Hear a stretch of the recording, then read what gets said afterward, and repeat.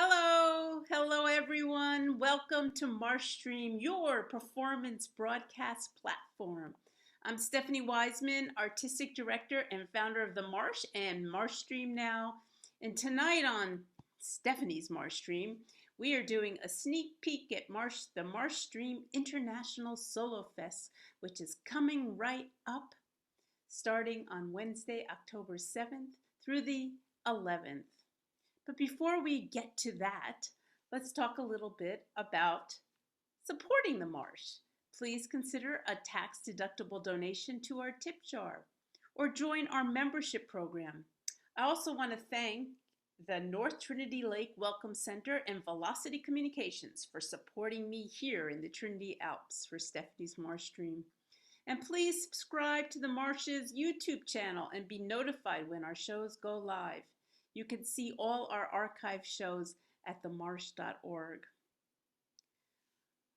Let me tell you what's coming up in the next week. On Friday, tomorrow, we have CJ's Fitness at noon. It's a singing and fitness class. Friday night, it's bingo with Josh Kornbluth. Saturday on Solo Performance Spotlight, we have David Harada's Box Without a Bottom. And on Sunday, Brian Copeland's The Waiting Period. And don't miss the Monday Night Marsh and Wild Card Tuesdays featuring Inner Landscape Sound Journey with Laura and Sarah. And Wednesday on Solo Arts Heal, we have Rob Gee. So thank you again for joining us, supporting us. And now let's please welcome our wonderful performers from the MarshStream International Solo Fest, among other things, and the Marsh team. Let me tell you a little bit about how the festival started. Okay, so we have this digital platform. For years and years and years, I've wanted to have a big festival for solo performance, because who does more solo performance than the Marsh?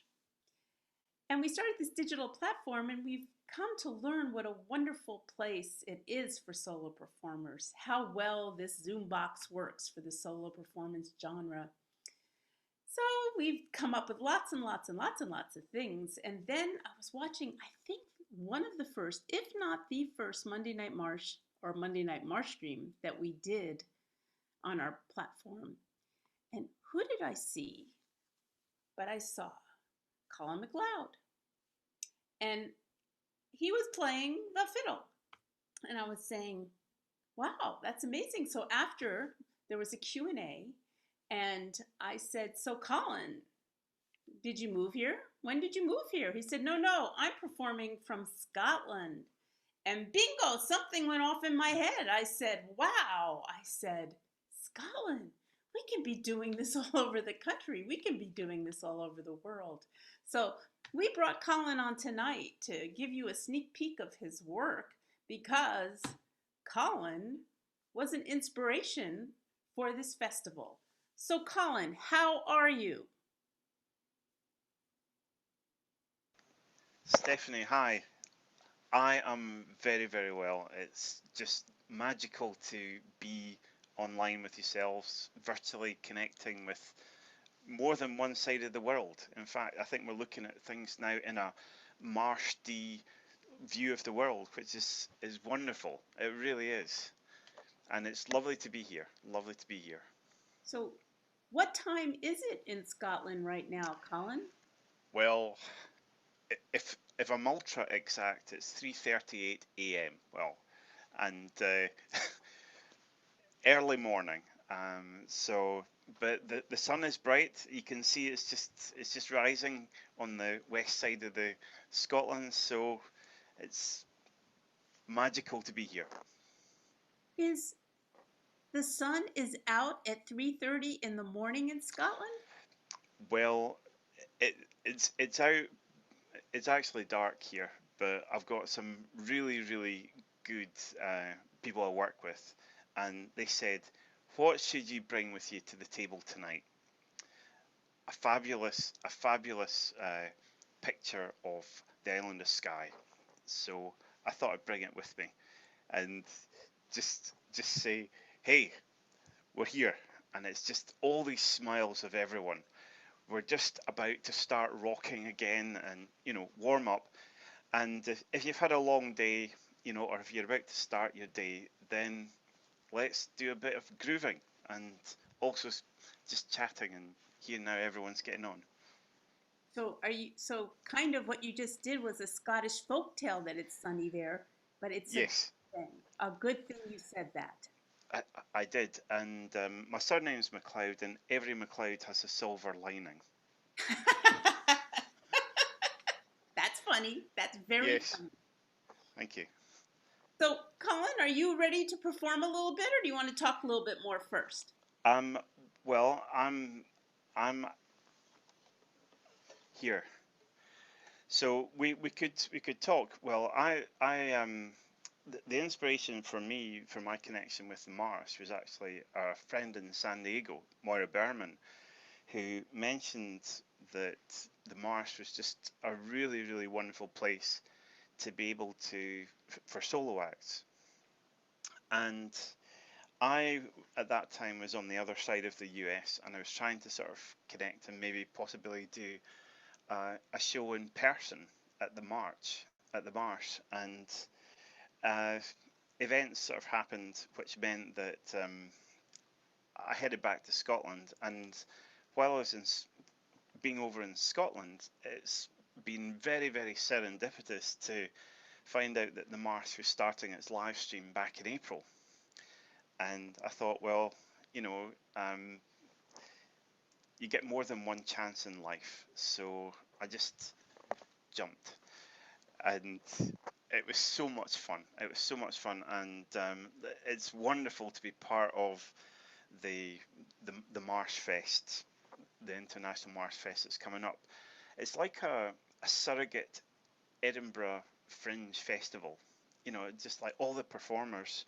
Edinburgh at the moment is so quiet, and I was there in August probably for the first time, traveling for the first time in 6 months.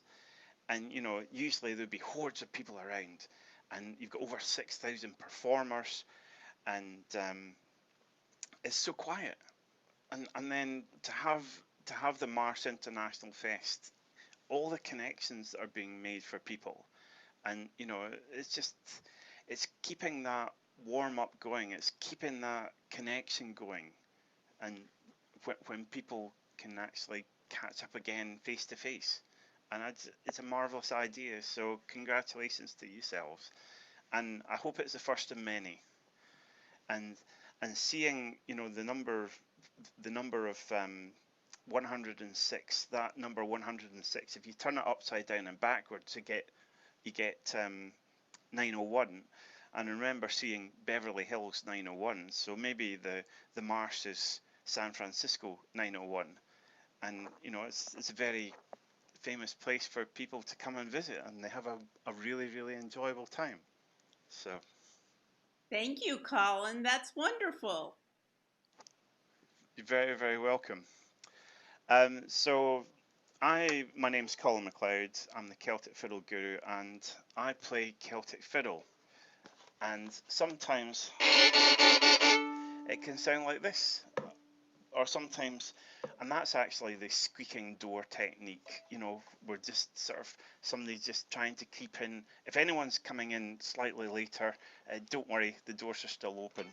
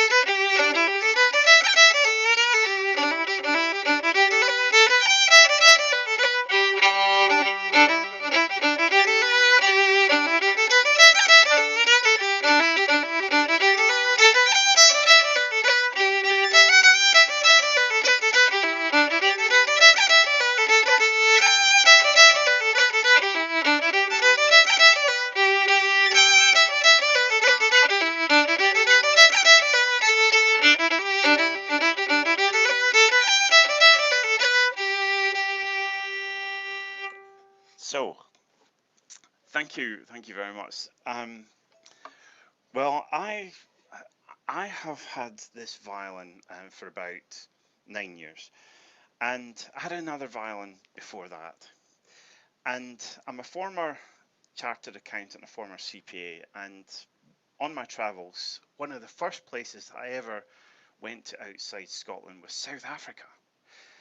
And this was the time when there was big change in the country, where it was going from apartheid to empowerment, and it was just it was a magical time for the country, and I just wanted to join in. I just wanted to join in. So guess what I did? I came across from Scotland, the finance manager, being part of a business, Scottish with Scottish connections, and I didn't have a violin. So I went out and bought a violin.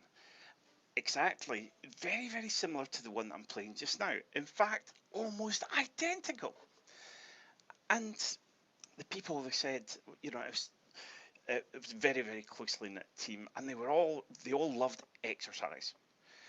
And I got asked one day, Colin, they made an announcement. They said, Colin, there's going to be a cycle race. It happens every year, and it's called the Cape Argus Cycle Race.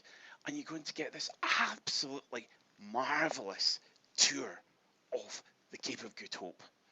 And I'm going, oh, I've read about that in geography books at school. And it's got quite an interesting landscape. But guess what? I haven't ridden a bicycle since I was at school. Oh, so what could I do to train for it?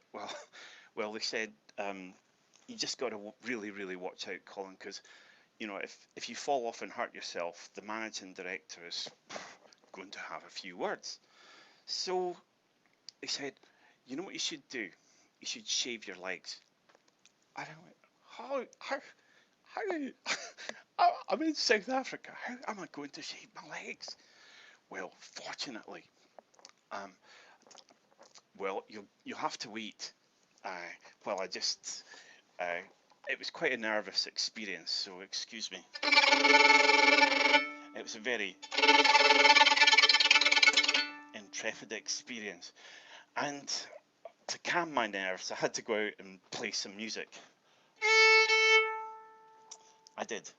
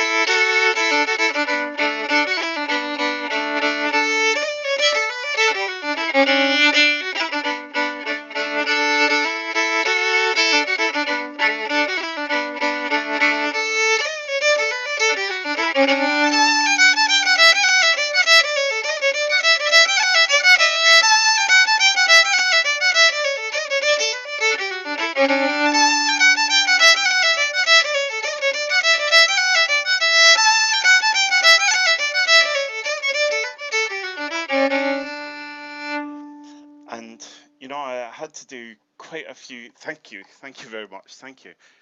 Oh, I actually had to do quite a bit of playing in order to steady my nerves, because it's like the really being on a bicycle, just for such a long period of time, your hands can sort of go like this when you try and get off and open the fridge freezer door for a beer, just to say what a marvelous journey I've had. So anyway, I didn't have a ticket for the bicycle, and my friend said, well, look, we've got connections, Colin. I know you didn't bring your bicycle with you, so I've got connections with a bicycle shop. And this was like 4:59 p.m. and I was about to get a bicycle for a cycle race because I needed a bicycle. And you know what?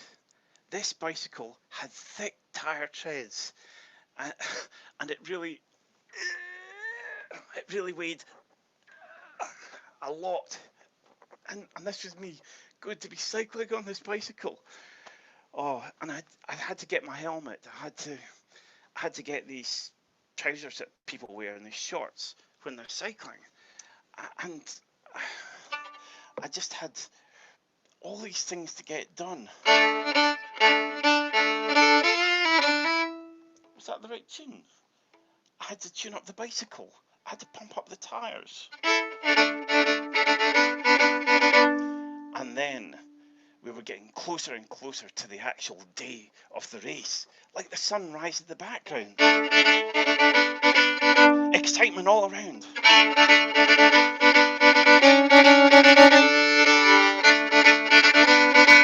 Really, really big excitement.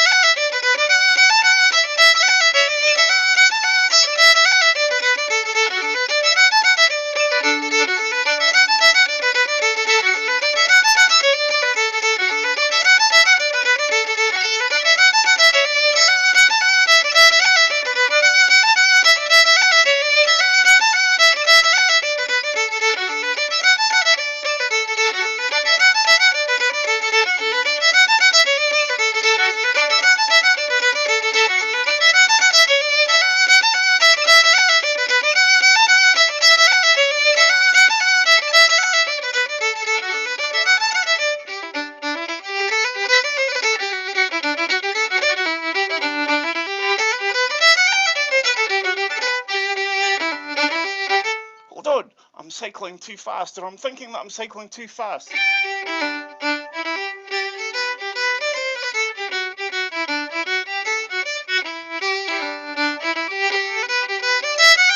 And my imagination's just going on fire. And we haven't even started yet.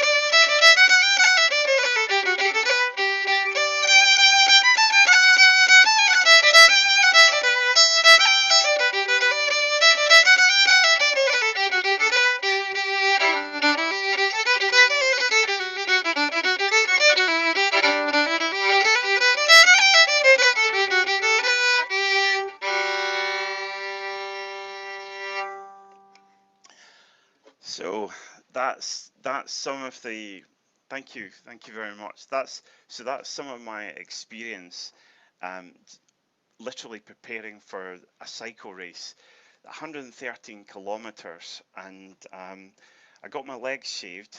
But I've still got to tell you. Can I come back next week, Stephanie, and tell everyone what happened on the actual race? Are you gonna? It's gonna be part of the festival. Is that when you're gonna Yes. tell us the rest? Yes.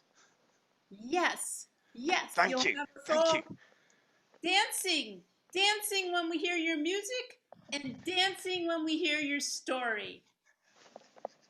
Thank you. Thank you. Oh, I'm looking forward. I'm looking forward. It's and you know, the memories.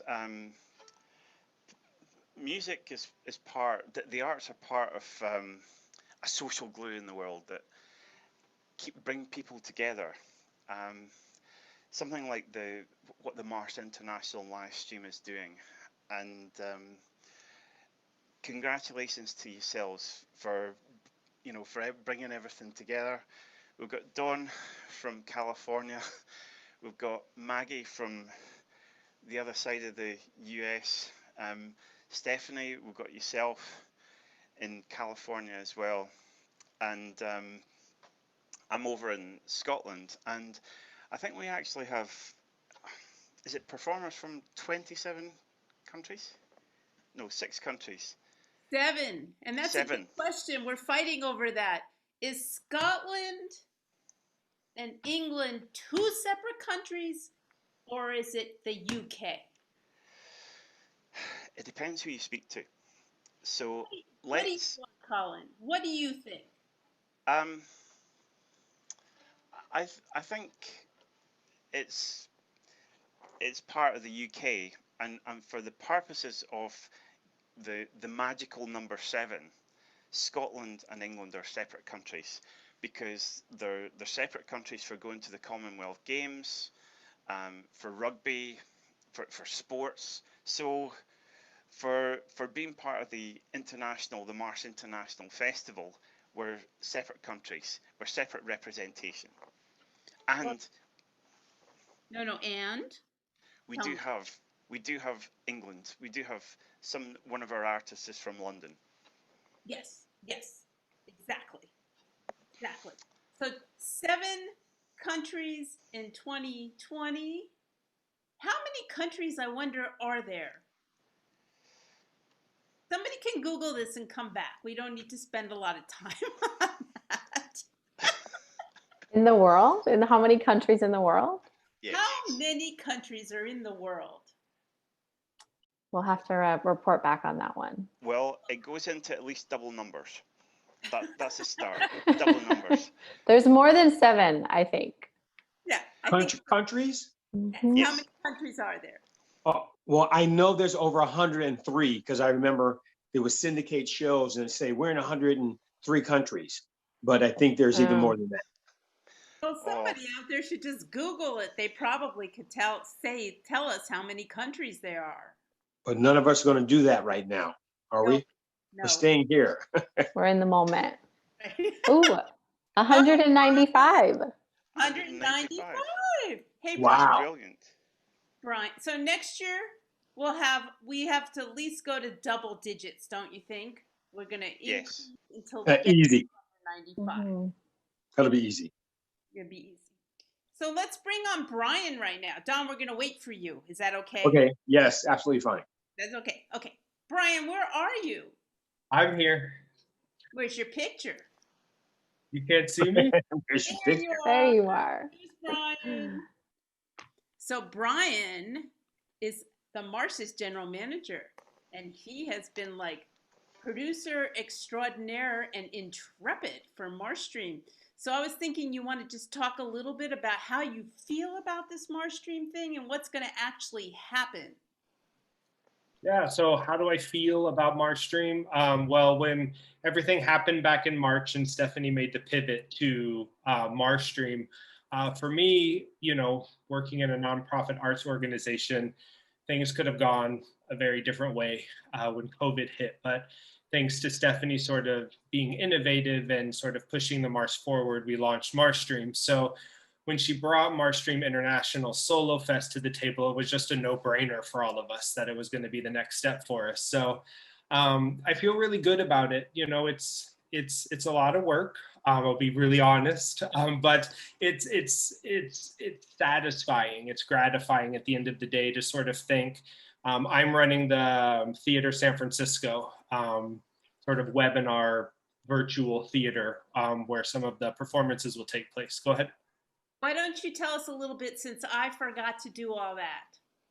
So the MarshStream International Solo Fest will take place within 2 virtual theaters. So we have Theater San Francisco and Theater Berkeley, which are sort of reminiscent of the 2 theaters that we do have here in the Bay Area. So we named them after those. David Harada, who is the Director of Staff and Artist Relations at the Marsh, will be taking care of Theater Berkeley. I run Theater San Francisco. One of the most amazing things that I have sort of learned from this experience of teching all of these shows is just the vast amount of stories that everybody is going to be able to hear. I mean, from personal stories to family stories, dramas, comedies. It's just there's something for everybody. It's just a really good feeling to know that we're able to bring this, even virtually through Zoom, to our Marsh audience. We've got, I'm working with Toby Malone, who is in Toronto, Canada. I've got Igor Messner, who is this sort of one-man stand-up comic act, and he's in St. Petersburg, Russia. We've got Evan Kent, who's in Jerusalem, who's like Colin, who's going to be Zooming at like 3 o'clock in the morning for all of us to watch. I don't know what's worse, staying up until 3 o'clock to perform, or having to wake up at 6 a.m. to perform at 8 o'clock a.m. I don't know which one is worse, but it's just a really, really exciting time. I'm so thankful to Stephanie and to the Marsh just for being able to bring this to everybody, and of course to have our Marsh staples like Don on the International Solo Fest. It's a treat for everybody. So, in short, I feel really good about it. That's great. And so we didn't give the statistics. There's 56 performers, right? Yeah. From 7 countries. We have 2 theaters, and everybody can buy a festival pass for $25, or anybody listening right now can get $5 off with the passcode Martian5 if you just go to our website at themarsh.org. So one of the many... I'll type it in the chat room once I'm muted and not everybody can hear me typing on my computer. There you go. Thank you, Kristen. Well, oh, Kristen did it. Kristen, she's here. Hello, Kristen, one of our staff people who will be working at MarshStream. She typed in the passcode. So one of the things we did to get this started, and we'll go to Maggie, who kind of picked all the shows and worked with all the performers, but we had a networking event on Saturday where we had 53 of our performers, I think, there. It was amazing. It was a wonderful event, and I was shocked. I was afraid no one would show up, but everybody showed up. And then what we did was we had everybody say their name, where they were from, the title of their piece, and give a line from their show. So Brian, in like 3 days, made us 5 videos. And so why don't we, Brian, can you show us all one of the videos we got? My name is Ron Jones. My name is Ananda Bena-Weber. I'm Steve Budd. Toby Malone. I'm Margaret Gomez. Roberta DeLois. Fred Johnson. I'm Maureen Langen. I'm Lori Holt. Hello, the world. My name is Igor Merson. I just moved back to San Francisco, California after 17 years in New York City. I live in Toronto, Canada, but I'm originally from Perth in Western Australia. I live in San Francisco, and as you'll hear in my piece, I grew up on the East Coast. I was born and raised in New York City. I'm based in the San Francisco Bay Area. Zooming in from Oakland, California. I'm based in St. Petersburg, Russia, but originally I'm from Leningrad, Soviet Union. My show, it's a stand-up comedy. I'll be performing excerpts from the show that I wrote, Fancy Fool. Performing my play, Success in Minor. Who Killed Sylvia Plath by Lynn Kaufman. The show that I'm going to be doing for the festival is called Not Getting Any. Younger. What they said about sex. In Russia, we don't have any stand-up clubs or stand-up theater nights. It's forbidden to have fun in public places. How can I save the day from the outside looking in when I'm not the man I hope to be? They say that God has a plan. I just wish he had a better party planner. Fall in love with each other. It keeps the doctor away. Those brown birds just shit all over us. I guess some parties weren't meant to last. Take care of the long tone. The long tone will take care of you. Your parents are still doing it? That's disgusting. This is my 4th headstone. They keep being vandalized by ardent feminists who chisel out the Hughes part. Everybody loves babies. I'm indifferent. I'm practical. I see a baby and I project ahead. Thank you. See you soon, hopefully.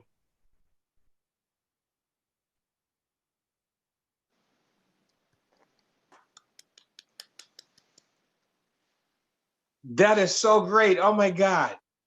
It's amazing. And did Brian even know how to make a video before he started making videos for the Marsh? Brian, did you even know how to do it? Thanks to YouTube tutorials, I figured it out using iMovie. Can you believe what a great job he's doing? There's 4 more. Wow. We'll see a few more of them before we're done. But right now, so Don, we're still, are you ready to perform? I was going to talk to Maggie a little bit first. No, talk to Maggie. Go right ahead. No problem. But so Julie, Sylvia Cohen, I don't know how to say your name, raised your hand. If you have a question, why don't you put it in the chat, or did you already and we missed it? Is there a chat? Whatever. Well, everybody knows there's 195. There's lots of that number in the chat. Thank you, Martians. Anyway, let's welcome Maggie now. Let's say hello to Maggie Wilson. Now, Maggie Wilson used to be our marketing director, but then she had to go off and move away. And she can tell you a little bit about why she had to do that. Now she's in New York City. Oh, I see. Julie didn't want to raise her hand. It was a mistake. Okay, so she took it down, but we didn't want to ignore you, Julie. Anyway, Maggie, so tell us a little. So what Maggie did, I said, we need help. I can't do all this. I've got this idea, but I know that I can't keep focused on it enough to make it happen. So I called Maggie, who was a dream to work with back when she was at the Marsh, and I cried when she told me she was leaving. But what could I do? You got to let people grow and transform. But anyway, then during COVID, even if she's in New York, it doesn't matter. She can still work with us. Because everyone's unemployed during COVID. So Maggie, tell us a little bit about what happened and how you organized all these performers. Yeah, I mean, when Stephanie called and, the possibilities of working together when the world is virtual is really exciting. And she talked to me about this festival, and I'm also a playwright and a creator myself. And so I was really excited about what this could mean for artists, especially because so many people, like I work at an off-Broadway theater here in New York, and we took our show down within 2 hours of the, Cuomo sending his update to everyone. Sorry, I got a pop-up. So yeah, I think I know it can be it's really hard as an artist right now, and we want work and we want to have meaning. And if that means, augmenting a performance or creating a new performance for Zoom, I knew that would still be really exciting. So we started putting together what it could look like. I think, Stephanie, you and I went back and forth on a lot of different things about the awards, about tip jars, about time zones, how many people we would have in the festival. And I think what it came down to, and what I've always really loved about Stephanie, is that she puts the artist is the most important thing. And so she was like, we're not going to, accept 6 shows. We're going to accept however many shows as we can.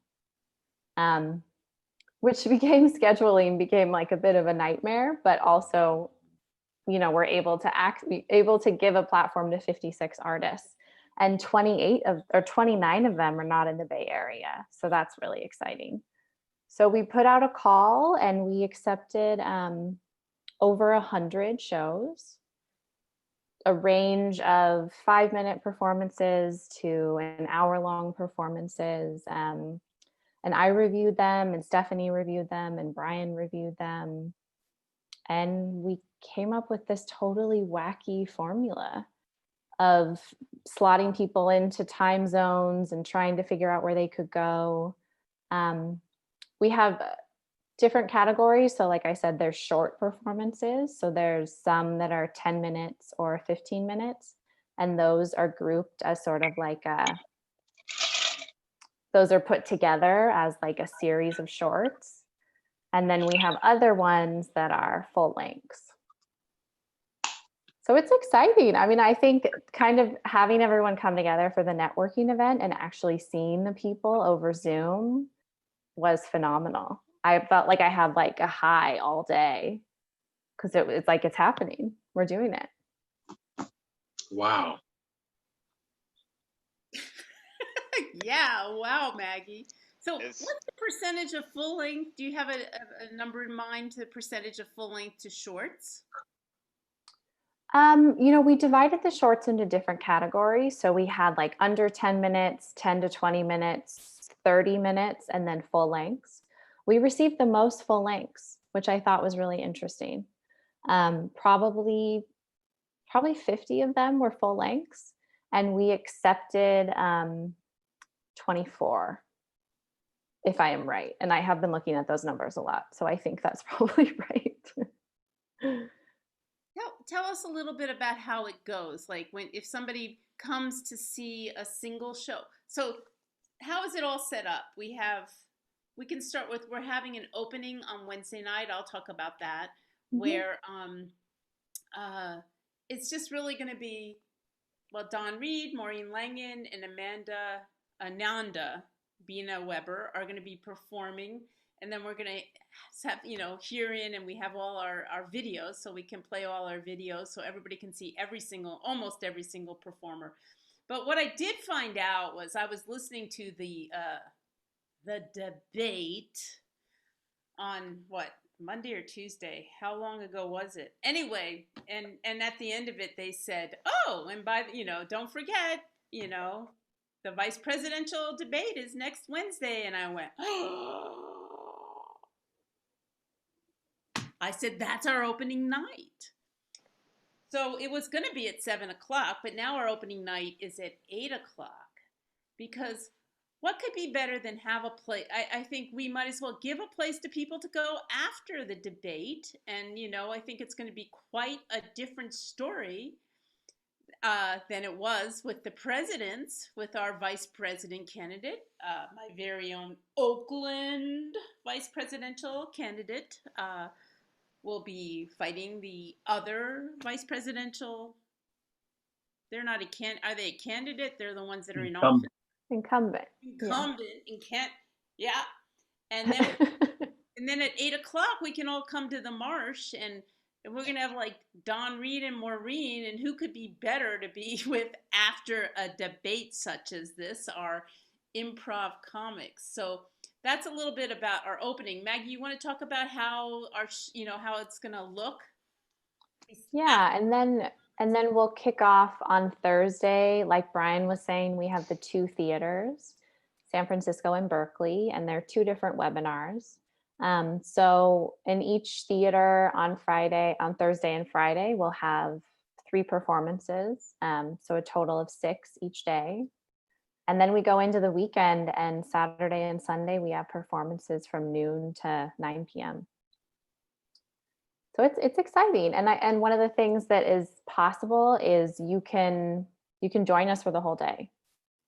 You can enter the webinar, you can take breaks when we take breaks, you can continue to see shows, and you'll see a very wide range of shows for sure. And each show has a Q&A, right? How's that going to go? Yeah, so we'll have a Q&A after each show, 15 minutes. And that'll be, based on the show itself, but also kind of why this show now? Why did this person want to write this show? What it means to them to perform the show? We have a lot of shows that are extremely powerful. I mean, some are, comedic, but then there's some that deal with mental health and trauma, but also love, and there's a really wide range. So I think that it'll be especially liberating for people to perform these shows now during this time of. Why is that, Maggie? Why is that? I think it means a lot for people to still have art right now, because we are so isolated. I mean, I live in Brooklyn, and my world of everyone that I see has it's like dwindled. But to still get online and still interact with people and still create art and have an audience, even if it's virtual, even if it's slightly different, you still get that performer high. Yeah. I agree. And every day I come up with ideas, and Maggie and Brian and everybody else, they want to like. I don't put a straitjacket on me around my mouth so I don't talk. But our newest idea, which we may or may not do, and you all can weigh in on it in the chat room, and we don't quite know how to do it, is to kind of we have 15 minutes in between each show. And, some of that time is taken up getting that performer in to make sure they're teched and ready. But the rest of the time, we're thinking about either doing kind of like commentating in between. I was thinking about our own version of the red carpet, but actually I found out today there is such a thing as a green carpet. Did you know that? A green carpet.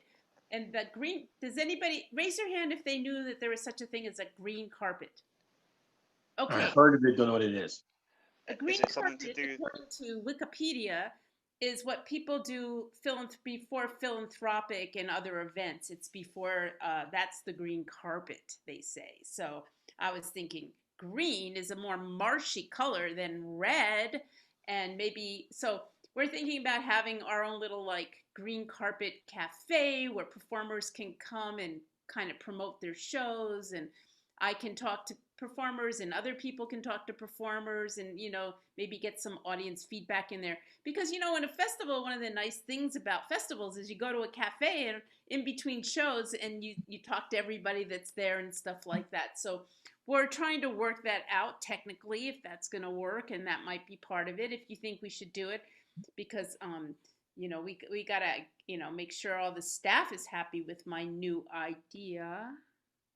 I love the intention behind it. I think it's like hard to get that sort of quick hello, have a glass of wine, have some coffee with someone. I don't know. It's just technically a lot to try and do 3 days before. So we'll see what happens. I think we should beta test everything, even though if we just do it for an hour. So thank you, Maggie. Was there anything else you'd like to put in here before we move on to Dawn Reed? I don't think so. I hope people come and tell your friends and join us. See Colin and Dawn and so many more, 54 more. Yeah. And, you can buy this festival pass. And what that means is that you can see all the live festivals, and you can also watch the festivals. They're going to be private on our YouTube channel, and you can see almost every single one of the shows after, because there's going to be 2 shows going on at the same time. So if you're at one show, you will miss the other show. And you can have that opportunity to see it on our private YouTube channel. And if you have a festival pass, that'll give you the ability to go to this private YouTube channel. But you can also just buy a ticket for every day. And because it's COVID and because we don't want anyone turned around, you can have a ticket for no, or you can pay somebody up to $20, a sliding scale. We always have a sliding scale at the Marsh because we want as many people to come as possible. So you could choose that, and then you can go for the day that you pay for, or sign up for it and not pay for it and just go.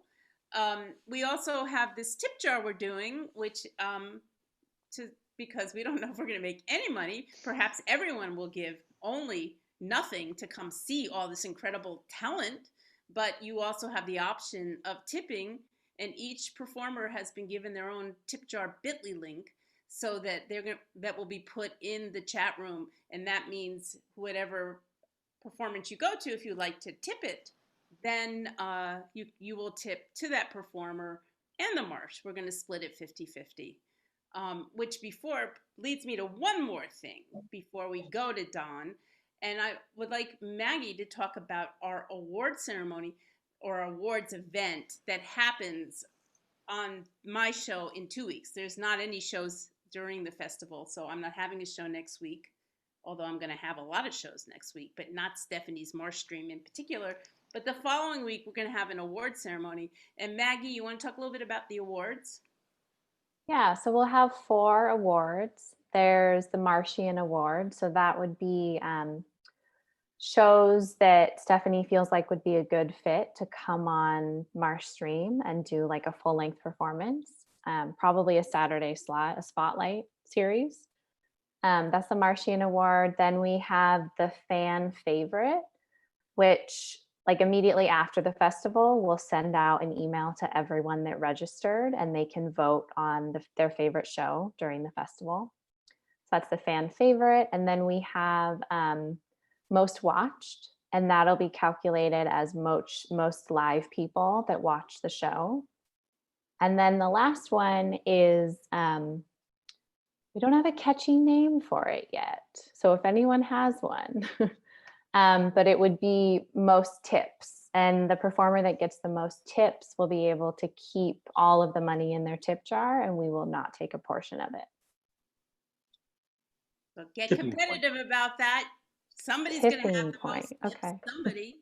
Thanks, Maggie. And one thing I see in the chat is how do we sign up? You just go to the website, and it's all over the website, and you just, hi, Nikki, you just sign up at the website.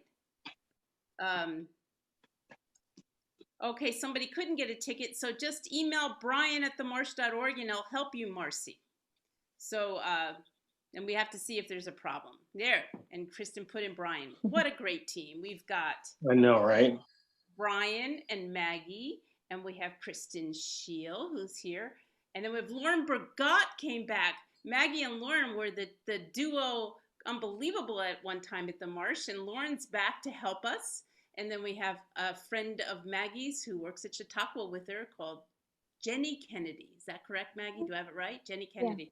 So we have this, and besides David Harada, who's running the other thing, and all the Marsh staff, everyone's pulled together to make this festival possible. Now, Dawn, we're so glad you're part of the festival. Are you happy to be a part of the festival? And if so, will you tell us why? Because Maggie's back. No, Maggie, it's really great to see you. You have electric energy, and Stephanie handpicked you to be a part of the whole process. So to have you back, it's very, very exciting. Excited about that. And Brian, Brian learned. What'd you say? I said I missed you when that Celtic music was happening. I was like, I want to be dancing in a room with Dawn right now. There you go. And not just a Zoom room. In a Zoom room. And where Brian picked up these editing skills at the drop of a hat, I thought you guys hired some outside company to edit these things together. It's almost like you said, here's what I need you to say so it'll fit together. That's how well I felt the videos came across. And there's 5 of them, I believe, right? 5 different ones. But bravo, Brian, big bravo. I'm very excited to be a part of this for a number of reasons. And I think what I want to kind of focus on for just a minute is the impact that festivals can have, and then secondly, what the Marsh's impact can be for their specific festival. I got involved in my very first festival way back in '97. I was handpicked by a guy named Stan Lathan. Stan Lathan directs all of Dave Chappelle's stand-up specials, every single one. And he had this deal at HBO through a show called Def Jam, and he wanted to handpick 10 young directors to direct short films to play on Def Jam. And as he was going through the process, he found out that he wanted to expand it, but the money didn't exist. But he felt like people deserved more. So he gave director of Love and Basketball, Gina Light, 2 films, and he gave me 2 films, and he gave everybody else 1. And so the 2 films that I wrote and directed and produced, one was Lucky the Irish Pimp, about a pimp from Ireland who goes the wrong route, and he learns through the process of the short that it's not a good idea to try to take advantage of people. You'll be taken advantage of. And the other one was a piece called Pookie Watson, Hood Detective, about a brother who solves crimes in the hood, very small crimes, like finding somebody's, bus ticket to Vegas but then he stumbles onto larger crimes like a diamond heist or something like that. Anyway, but he's underestimated like Monk and underestimated like Columbo and those guys, but he's the smartest guy in the room, but he's a little hood brother with a baseball cap and a little raggedy jacket. But anyway, I did those short films, and after they aired, I thought that would be the end of them. But they started this brand new festival, and I'm talking about ground level, like where we are right now, in Austin, and it was called the Austin Screenwriters Conference and Festival. And it was driven specifically towards writers. They wanted writers to put in their films, their TV shows, their short films, and feature films as well, but driven by the engine of how sharply they were written. So the focus was writing. And then, so I put in Pookie, Watson Hood Detective, and Lucky the Irish Pimp, and they both did very well at the festival. But at that festival, when it was just small level, the word got out afterwards that they had this festival that was specific to this area. Because most film festivals are just splashy, big festivals, Sundance, Tribeca, but this one was about writing. And so as soon as I got back to town, people wanted to meet about long form versions of those smaller projects and at feature film companies. But I immediately got hired to write for TV shows. So there was no long period. It was like I finished it and bam, now I'm writing for shows at Paramount and Warner Brothers and the like. And it was because of that little festival that the engine got driven. And so I say that to say, now that very same festival, and they had to hold it virtually this year, but since '97, that festival is now backed by Sony, Warner Brothers, Columbia, Paramount, HBO. They have agents from around the country, managers, 3 Arts, people who represent Chris Rock, the Wayans, just all these huge companies and production companies now go there to say, okay, what's the writing like? What can be produced into more? And it was so small then. It was so small, and it was all held in one hotel. Now everybody's, when it's up and running, hotels everywhere and tons of projects and multiple days to have it all fan out. And so I say, I think it's going to be very fascinating where the Marsh International Solo Festival ends up, because it is specific. And it's specific to, in not unlike some other, well, I say unlike some other people who are trying to do what they can to stay connected during Cooties 19 and have something over Zoom. This is organic to solo, one person on a screen. It's not a production with 18 people running around. It's one person telling a story or sharing their art. And so this medium is organic to that. And also the fact that it's international.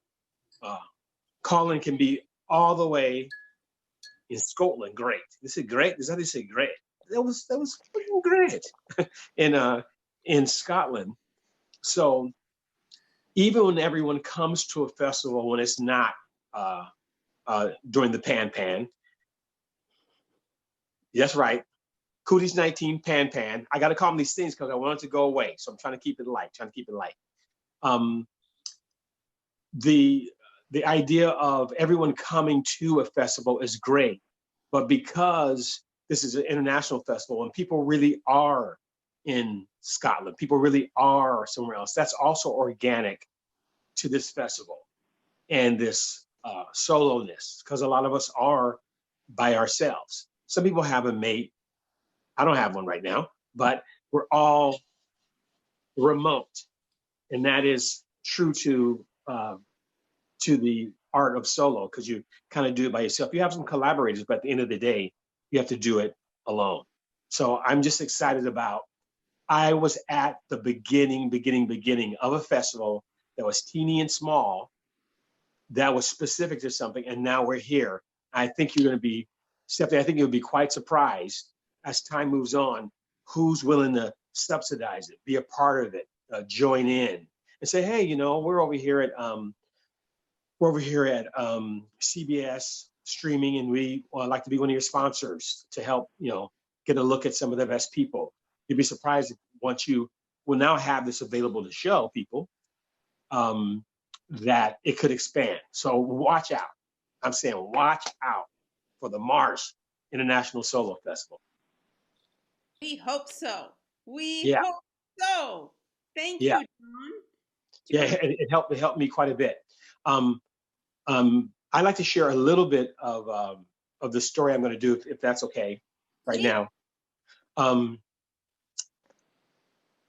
So I was 8 years, 4 months, and 11 days old when I heard that something disastrous had happened. Now, a couple of weeks before that, my father took me over his friend's house. And while we were over there, my younger brother and I saw on a rerun, we saw Alfred Hitchcock's horror film, The Birds. You have to realize, being 8-ish and seeing a scary movie that's kind of realistic. I mean, maybe it couldn't happen, but the fact is, it's not some kind of a wild thing where there's some scary monster that floats in the sky. It's actual birds that are in the real world attacking people.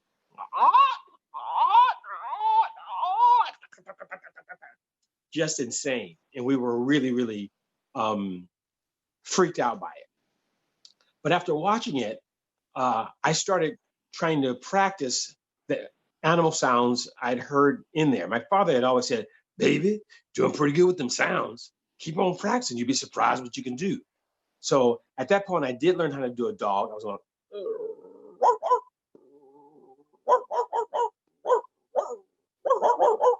I said, hey, I got a dog. But I was obsessed after watching The Birds to learn how to do a bird. And I kept practicing. It was like, tweet, tweet, tweet, peep, peep. But I kept practicing. And one day I was like,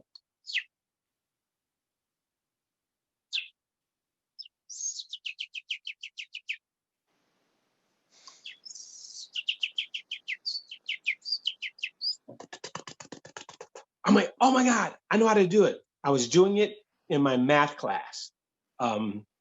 Actually, no, sorry. I was doing it in my music class. And the instructor's name was Mr. Myers. And I never let on that it was me that was doing it. And the people who sat in class with me never let them know. So I was just sitting in the back of the class and go.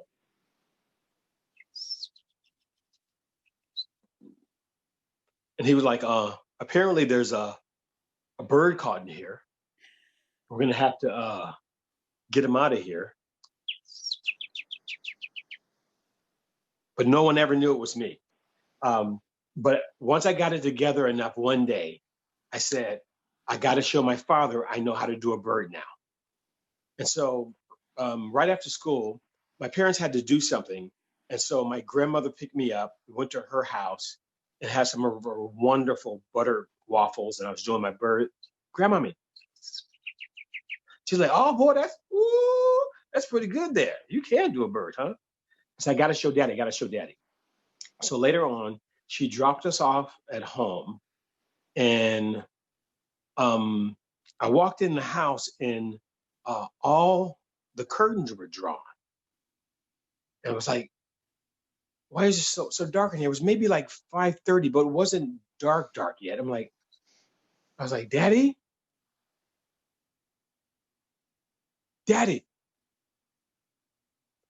I want to show you something. I made the turn into the living room, and I couldn't see my father's face, but I could tell he was crying. And a stir, a wail was coming out of him. He's like, they killed him, baby. Baby, they killed him. I was like, huh? He's like, they killed him, baby. He was too black. He was too strong. And they couldn't take it. And so they killed him. And a newscaster said,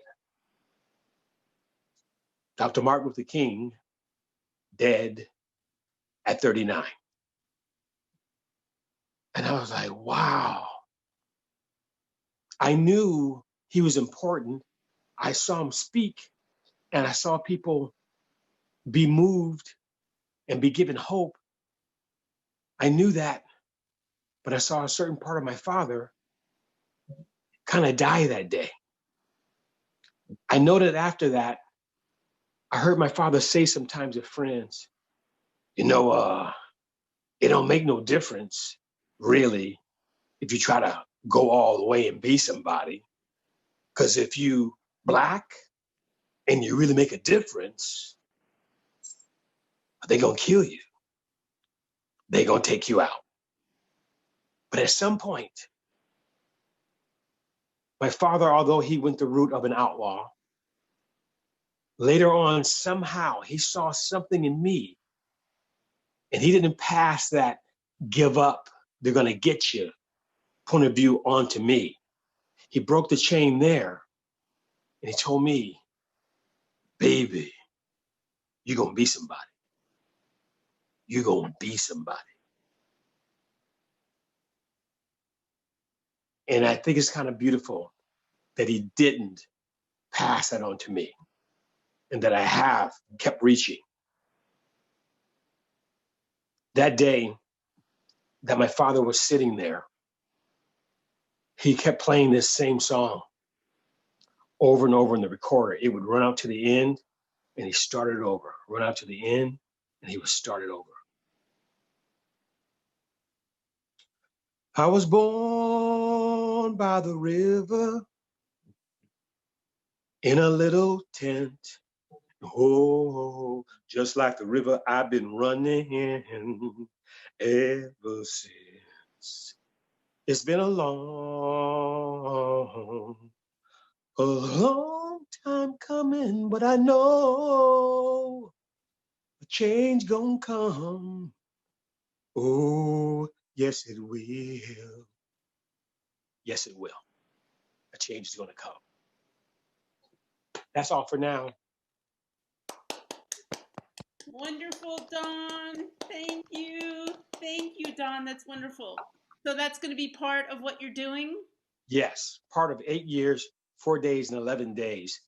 4 months and 11 days. It's more a collection of stories on a timetable of different times of my life. And I signpost it with 6 years, 3 months, 15 days. I research when things happen leading up to October 2020.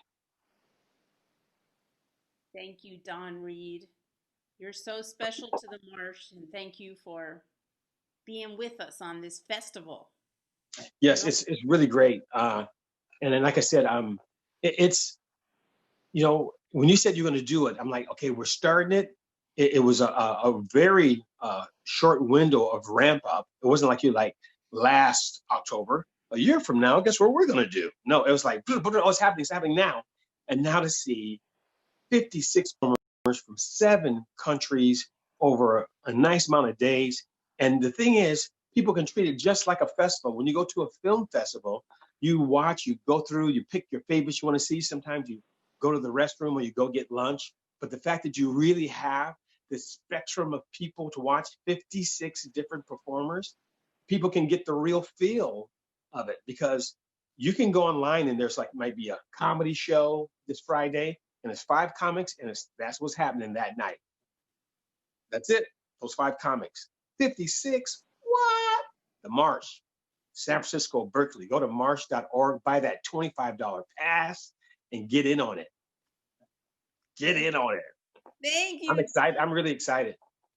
We're all so excited. I really like that idea about it's going to get really huge like that other festival. Let's hope so.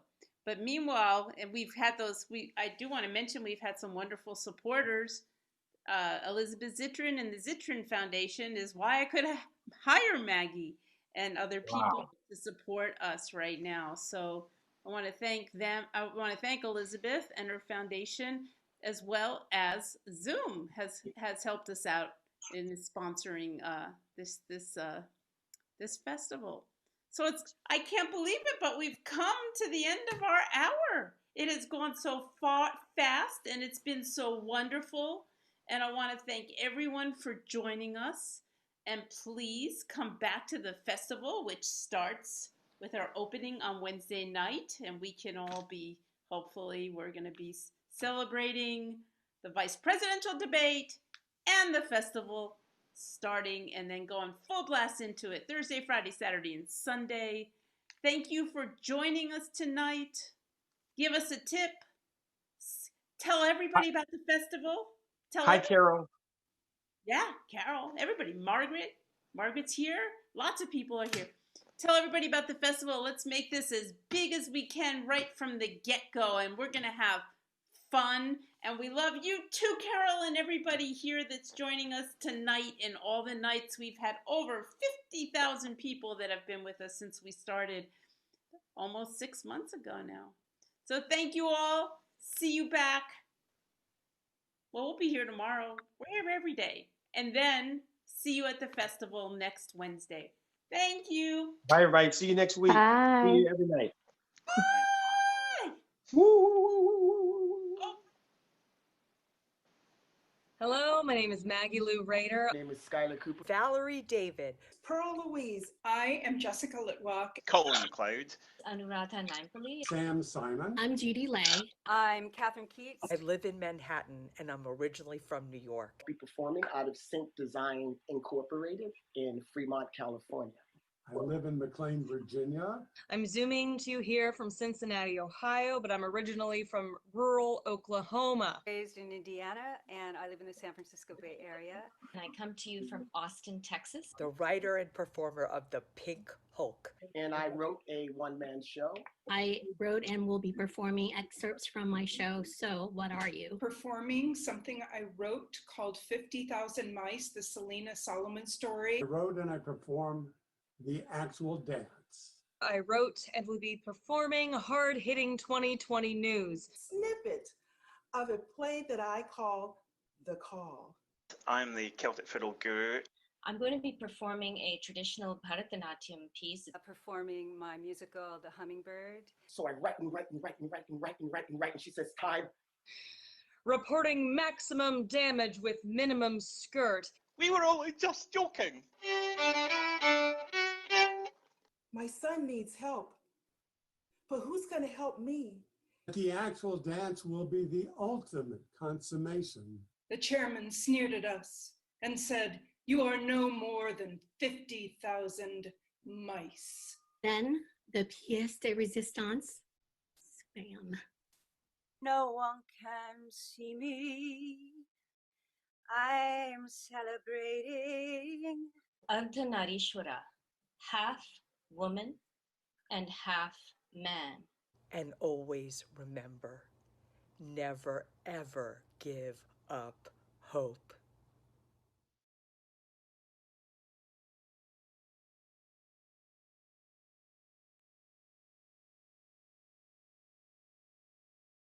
I am producer, writer, director, performer, Don Reed. Gloria Rosen. Margaret Dow. My name is Kiki. My name is Fred Pitts. I'm Evan Kent. Linda S. Muzak. Mercily Jenkins. Pearl Ong. I'll be performing Shards, Putting the Pieces Together. Listen, can you hear me now? My memoir, Really Enough.